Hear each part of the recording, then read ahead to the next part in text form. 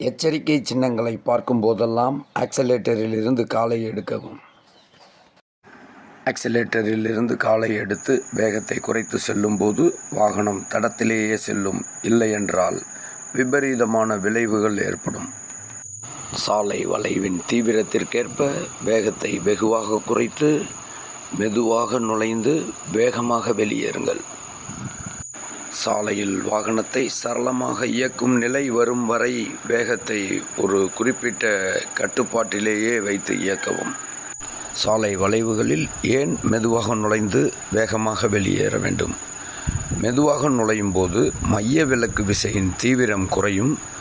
வளைவின் பாதியை நெருங்கும் போது வேகமாக வாகனத்தை இயக்குவதால் நேர்நோக்கு விசையின் ஆதிக்கத்தில் வாகனம் பாதுகாப்பாக செல்லும். நன்றி.